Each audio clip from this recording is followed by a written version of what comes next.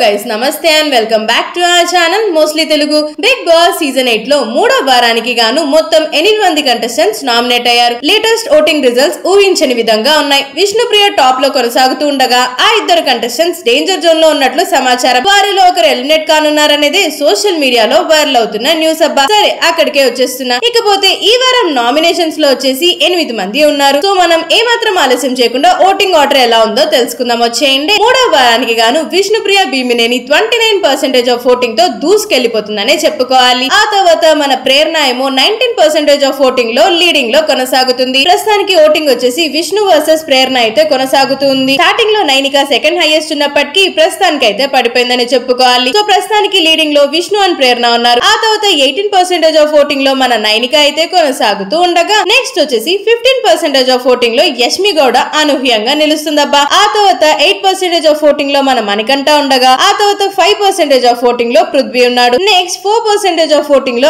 అభయ్ ఉండగా 2% of voting లో కిరాక్ సీత ఉంది. ఈ వారం ఒక సీరియస్ ఎలిమినేషన్ జరగబోతుందని నాకు అనిపిస్తుంది. ఇంతకీ మీరేమంటారు? ఈ వారం ఎవరు ఎలిమినేట్ అవుతారు? ఎవరిని సేవ్ చేయాలనుకుంటున్నారు? కామెంట్ బాక్స్ లో వాళ్ళ నేమ్ అయితే కామెంట్ చేసేయండి.